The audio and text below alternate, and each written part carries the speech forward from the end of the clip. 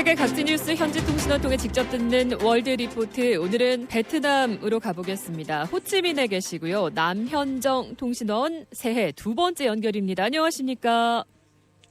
네, 안녕하세요. 청취자 여러분. 쭉먹남머입니다. 새로운 해를 축하합니다라는 뜻이고요. 예. 베트남에서 가장 많이 쓰는 새해 인사인데 곳곳에서 들을 수 있는 인사입니다. 네, 묵남머이 이게 이제 새해 복 많이 받으세요. 이런 인사군요, 베트남에서. 네. 어디에서 연말 보내시고 새해 맞이하셨어요? 남현정 통신원께서는. 네, 저는 올해 호치민 근교 100km 정도 떨어진 바닷가 마을 붕따우라는 곳에 왔고요. 어젯밤에 소박한 불꽃놀이를 보면서 2025년을 맞이했습니다. 네, 베트남도 마찬가지군요. 뭐 한국도 잘하시겠지만 불꽃놀이하고 제야의 타종 보고 하는데 올해는 좀 잠잠하고 소박하게 새해 맞이를 했거든요. 베트남 네. 어떻습니까? 새해 뭐 풍경 한국과 비슷한가요? 새해 맞이 풍습 같은 게 있는지요? 네네, 비슷한 점이 굉장히 많은데요. 제가 살고 있는 베트남 호치민시의 수많은 시민들은 가장 시내라고 할 수 있는 일군 응우엔 후의 거리에 설치된 대형 무대에서 다양한 공연을 즐기고 12시가 되면 다 같이 카운트다운을 외쳐요. 그리고 사이공 강변 하늘 위를 수놓는 대규모 불꽃놀이와 함께 새해를 맞이합니다. 그리고 이후에 불꽃놀이가 끝나고 나면 네. 대규모 수많은 사람들이 다 오토바이를 타고 귀가하는 그런 모습을 볼 수 있는데요. 예. 그 모습을 지켜보는 것도 굉장한 장관이었습니다. 그리고 1월 1일 낮에는 나쁜 기운을 쫓고 행운을 부르는 의미에서 여러 가게들은 사자춤을 추는 팀들을 섭외를 해서 예. 한 해 복을 기원하기도 하고요. 그리고 중국처럼 가짜 돈을 태우는 이런 모습들도 볼 수 있었고 1월 2일이 되면 여러 가지 그런 뭐 회사 같은 데서 예. 시무식을 하는 모습도 볼 수 있었습니다. 새해 분위기가 지금 이미 물씬 납니까? 아, 네네. 올해가 을사년 뱀해잖아요. 우리나라만 뱀해해, 을사년 이런 걸 챙기는 게 아니라 베트남 역시도 같은 동아시아 문화권이어서 거리 곳곳에 2025라는 숫자와 함께 뱀 조형물들이 곳곳에 설치되어 있습니다. 그래서 많은 사람들이 기념사진을 찍는데요. 우리나라처럼 60갑자와 12간지를 사용하기 때문입니다.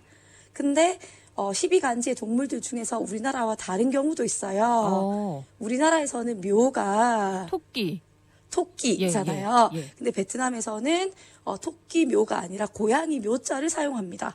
그래서 고양이가 고양이 해라는 해가 있습니다. 2023년 그랬겠군요. 2023년, 그러면 또 다른 게 어떤 게 개묘년이었죠. 있을까요? 다른 동물? 네. 그래서 고양이가 있고 또 소도 있긴 있는데 소가 형태가 좀 다릅니다. 그래서 우리나라의 그런 소가 아니라 네. 물소라고 하는 소를 사용하고요. 그리고 또 양도 염소로 바꿔서 사용하는 모습이 굉장히 인상적이었습니다. 예. 같은데 또 다른 모습이어가지고 굉장히 기억에 남았습니다. 예. 그리고 베트남 역시 우리나라처럼 1월 1일보다는 음력설이 더 중요한 날이고요. 떼시라고 해서 이제 곧 우리랑 똑같이 음력설이 되면 대규모 많은 사람들이 고향으로 가서 가족들을 만나고 한 일주일 동안 휴식을 취하게 됩니다. 예. 2025년 베트남 주요 관심사 기대하는 것들은 어떤 것들이 있을까요? 네, 아무래도 우리나라도 마찬가지일 텐데요. 경제적인 문제가 가장 관심사가 아닐까 싶습니다. 그래서 여러 가지 제가 기사를 좀 찾아보니까 베트남 기업 10개 기업 중에서 2025년에는 임금 인상을 계획하고 있는 기업이 8개 정도가 된다고 합니다. 그러니까 80% 정도의 기업들이 임금 인상을 계획하고 있고 그래서 많은 시민들이 이제 또 기대를 하고 있는 것 같습니다. 왜냐하면 베트남 경제가 성장하는 만큼 현지인들이 느끼는 물가 인상률도 급격하기 때문에 임금 인상도 함께 진행되는 것 같습니다. 예. 자, 타국에서 또 새해 맞이를 하고 계시지만 뭐 교민들은 그리고 또 뭐 전 세계인들이 그랬겠습니다만 지난 연말 한국 상황을 보면서 참 안타깝고 걱정이 크셨을 것 같습니다. 네, 맞습니다. 그죠? 그 무안공항 제주 항공의 여객기 참사. 현재 언론에서는 이 사고 좀 어떻게 보도하고 있습니까? 네, 베트남에서도 여러 나라들처럼 항공기 사고 문제를 굉장히 많이 보도를 하더라고요. 예. 그래서 팩트도 이야기하고 뿐만 아니라 원인을 분석하는 기사들도 굉장히 많았는데요. 그래서 제가 기사에 대한 댓글들을 좀 찾아봤는데 다양한 댓글들이 있었습니다. 공항 활주로가 너무 짧은 것 아니냐, 콘크리트 벽이 왜 있냐, 그리고 조류 문제가 하루 이틀 문제도 아닌데 그게 근본적인 원인이라고 할 수 있냐, 네. 이런 분석 글부터 시작해서 그리고 수많은 분들이 너무 슬프고 안타깝고 추모한다라고 하는 글들을 함께 남겨주셨습니다. 예. 전 세계인들이 함께 슬퍼하고 있는 것 같습니다. 사업이나 여행업 하는 분들도 걱정 영향 있지 않을까 싶은데 네네. 그죠? 한국과 또 베트남 오가는 항공편도 많잖아요. 네, 그렇죠. 많은 분들이 사고에 따른 충격으로 뭐 특히 이번 그 항공사나 그리고 또 베트남 또 저가 항공도 있거든요. 예. 그래서 그런 저가 항공을 취소할까 고민하시는 분들이 굉장히 많으신 것 같더라고요. 근데 참 이게 이제 본격적으로 겨울방학 시즌이라서 많은 사람들이 해외여행 계획을 세웠고 예.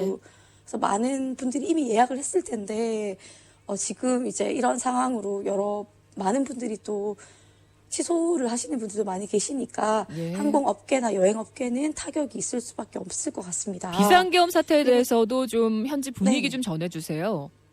많이 놀라셨죠? 아, 네. 네네. 비상계엄 때 진짜 저희도 계속 실시간 뉴스 보면서 정말 이거 어떻게 되는 거지? 진짜 너무 깜짝 놀라면서 뉴스를 봤었고요. 예. 그리고 비상계엄 관련된 뉴스도 베트남에서도 많이 보도가 된 걸 확인했습니다. 그런데 제가 비상계엄 관련된 뉴스에서도 댓글들을 좀 확인해 보려고 했는데 네. 이상하게 비상계엄 관련된 뉴스들은 댓글이 전혀 없는 거예요. 여객기 참사랑은 분위기가 다르네요, 댓글에. 네. 여객기 참사는 어쨌든 다양하게 사람들이 그쵸. 의견을 굉장히 많이 이제 제시를 했는데 막힌 이 겁니까, 비상계엄 혹시? 관련된 거는 예. 네, 정말 하나도 없더라고요. 그래서 베트남어 선생님께도 물어보고 현지인 분들께도 그 현지인 직원분들한테도 여쭤보고 했더니 예. 베트남에서는 정치적인 기사는 댓글을 못 쓰도록 아예 막아주는 경우가 많다고 합니다. 예. 베트남 정부나 정치를 비판하는 글들을 SNS에서도 수시로 검열을 한다고 들었거든요. 그래서 아마도 아예 이제 막아둔 것 같았고요. 대신 저희 학교에서 근무하시는 베트남인 인쇄실 주사님께 예. 제가 들었던 마무리할게요, 10초. 예. 얘기는 네. 너희 나라 괜찮냐라고 걱정하시는 이런 이야기들을 들어서 알겠습니다. 좀, 네, 현 상황이 좀 민망하고 같이 네, 인사 나누겠습니다. 네, 새해 복 어쩌다 많이 이렇게 됐나 받으십시오. 싶었고요. 고맙습니다. 네, 모두 새해 복 많이 받으.